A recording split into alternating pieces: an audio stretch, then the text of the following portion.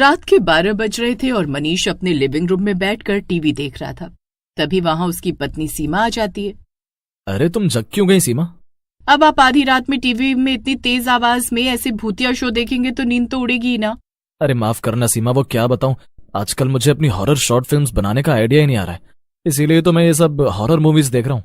ओह अच्छा, चलिए अब तो मेरी नींद उड़ी गई, मैं भी आपके साथ देखती हूँ। अच्छा आओ बैठो, मगर बाद में डरना मत, ठीक है? मैं नहीं डरती। सीमा और मनीष साथ में बैठकर टीवी देखने लगते हैं, लेकिन तभी अचानक से टीवी पर एक नया शो शुरू हो जाता है। शो में कोई आदमी नहीं दिख रहा था, सिर्फ कुछ डरावनी लोकेशंस दिखाई दे रही थी जो कि मनीष के ही शहर की थी। तभी एक आदमी की आवाज सुनाई देती है। तो दोस्तों, आज मैं आपको बताऊंगा अपने शहर की कुछ सबसे हॉन्टेड लोकेशंस के बारे में। इनमें से एक है चंद्रा हॉस्पिटल। दोस्तों, यह हॉस्पिटल शहर के बाहरी इलाके में मौजूद है। मनीष टीवी को बड़े ध्यान से देख रहा था। शो में उसे हॉन्टेड हॉस्पिटल की तस्वीरें दिखाई जा रही थी। अरे, अपने शहर में ही है, पहले तो कभी नहीं सुना इसके बारे में। सीमा, सुनने दो ना। कहते हैं इस अस्पताल में आज भी एक लड़की की पागल आत्मा भटकती है। उस आत्मा ने कई लोगों की जानें ली। उसकी वजह से इस हॉस्पिटल में इतनी भयंकर आग लगी कि कई लोग जलकर मर गए। इसी वजह से इसे अपने शहर की सबसे डरावनी जगहों में से एक माना जाता है। सीमा। हाँ, क्या हुआ? मुझे अपनी नई शॉर्ट फिल्म बनाने की लोकेशन मिल गई।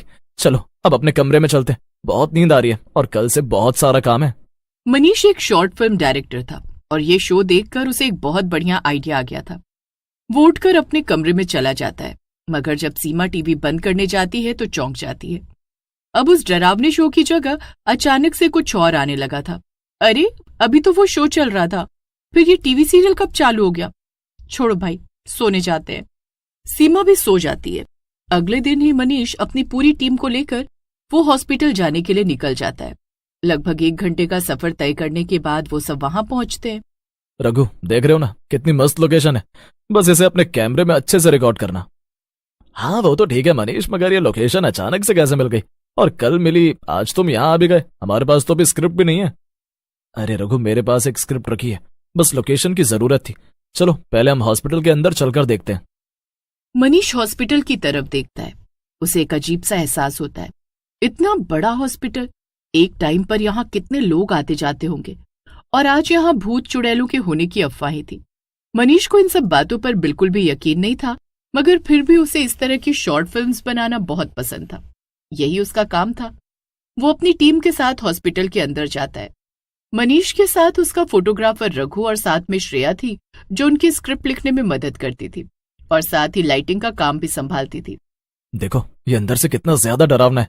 रघु, श्रेया, इसे अच्छे से देख लो। जब हम अगली बार एक्टर्स के साथ यहाँ आएंगे तो शूट कैसे करेंगे? मगर मनीष, इसके लिए हमें किसी की परमिशन लेने की जरूरत तो नहीं होगी? बस बाद में कोई लफड़ा ना हो। अरे कुछ नहीं होगा बाबा। चलो अब कैमरा ऑन करो रघु, और श्रेया लाइट्स भी ऑन करो। मेरे ख्याल से हम शुरुआती शॉट्स अभी ले सकते हैं, जिसमें सिर्फ हॉस्पिटल को कवर करेंगे सन्नाटे में, वरना बाद में एक्टर्स की वजह से बहुत शोर शराबा होता है। अच्छा ठीक है। रघु कैमरा ऑन करके हॉस्पिटल के चारों तरफ घुमाता है।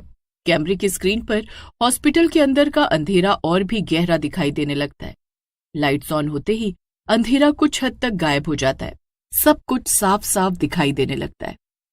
हर तरफ धूल मिट्टी जमा थी। ये सब बिल्कुल किसी डरावनी फिल्म जैसा लग रहा था। यार मनीष, बात तो तुम्हारी सही थी, कैमरे में ये जगह असल से भी ज्यादा डरावनी लग रही है। तीनों धीमे धीमे आगे बढ़ते हैं।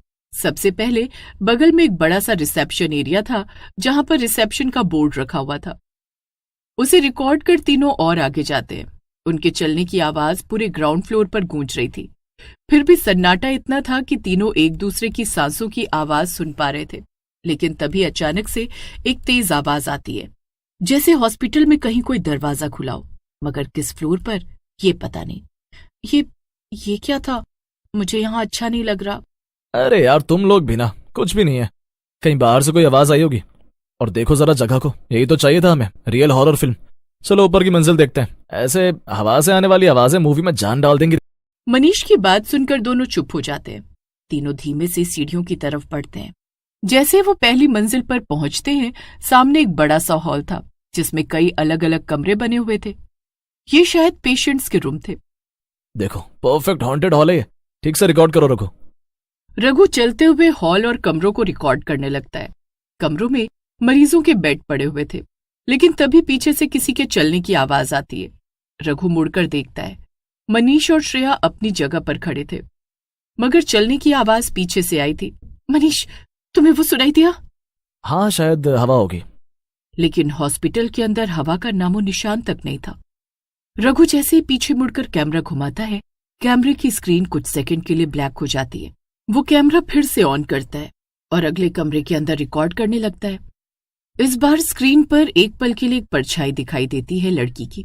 मनीष, स्क्रीन पर अभी किसी को देखा क्या? ये तुम क्या बकवास कर रहे हो यार, लाओ मुझे दिखाओ। रघु कैमरा मनीष की तरफ बढ़ाता है, लेकिन अब स्क्रीन बिल्कुल नॉर्मल थी।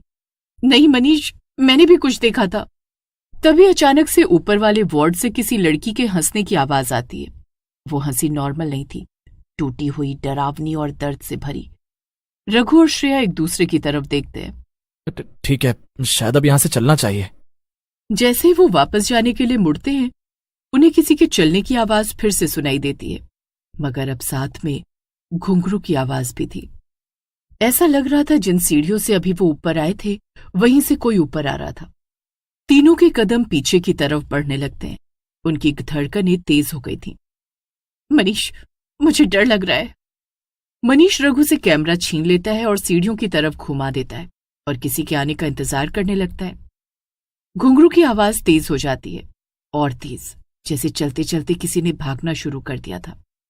अचानक से एक लड़की भागते हुए ऊपर आती है, हंसते हुए, और उन तीनों को देखकर सीढ़ियों के सबसे आगे वाले कमरे के अंदर भाग जाती है।